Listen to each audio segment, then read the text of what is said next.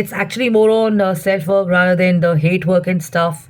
And the most important thing is toxicity. What is toxicity? Stuff you don't like online, offline. People you don't enjoy talking to because, I mean, you just don't enjoy it. Maybe you don't like people who abuse. Maybe you don't like people who are rude. Maybe you don't like people uh, who are courteous, so that's okay. I mean, we've all had a upbringing, and the point is to keep your level where you're comfortable. You don't have to be punished, you don't have to be forced.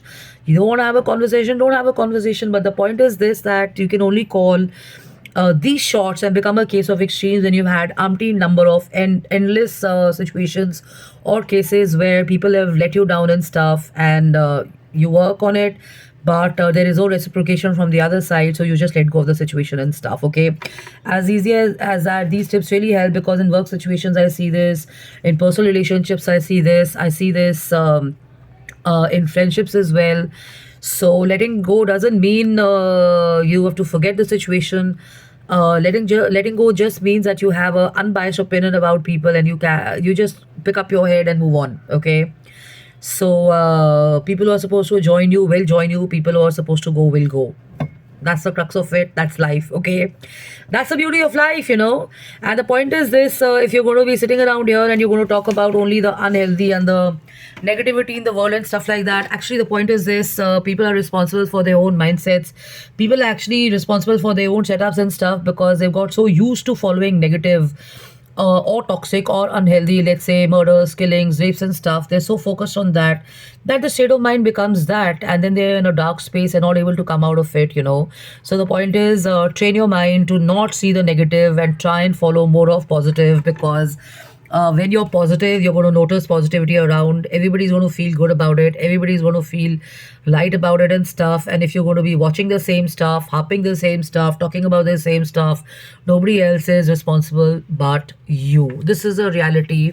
Work on your mind, work on your brain. And as you switch on your computer, let me remind you, Facebook is not that bad, WhatsApp is not that bad. If you have a good set of people messaging you, continue being in touch with them. If you do not like certain people, block them off, and you don't have to be in touch with them. Okay? So hope this helps and stuff. The chapter is called Detoxifying Your Mind. Why am I sharing this? I'm sharing this because I spent some time watching some very good movies and some good programs and stuff like that. And you can see the weather is so nice. And the moment I kind of go onto my Facebook, on my social media, I see a lot of negative and a lot of killings and stuff like that. But the choice is mine. And there's so much interesting stuff happening on social media as well. So the point is, these are tips to kind of detoxify your brain, and take a look at certain elders and certain seniors and children. They spend not all their time on social media and on Facebook. Many of them are playing sports, many of them are reading books, many of them are kind of spending time with their grandparents, many of them are in the park, many of them are with their parents having lunches and dinners and stuff like that. So if you want to pick up some cues on how to stay positive and how to stay light and stuff, learn from children. That's the best. Okay, so love and luck, and take care and have fun and have a blast, and enjoy yourself and have a great day. And you don't have to go completely off the grid. Mental resistance kind of grows more of the discomfort in you and stuff like that.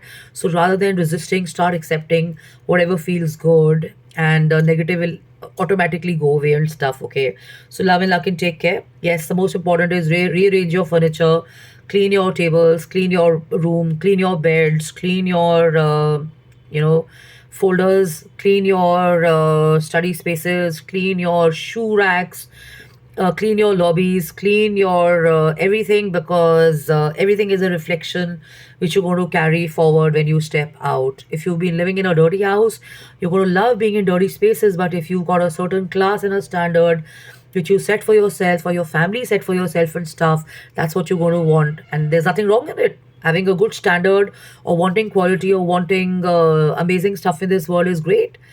So rather than feeling guilty about it, or rather than feeling that, you know what, I'm on this high pedestal and I shouldn't come down here, it's okay. It's okay to have a standard.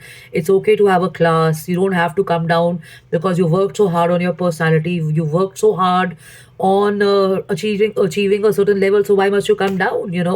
So love and luck, and take care and have fun and have a blast. Enjoy your day. Have fun. And as you choose your spaces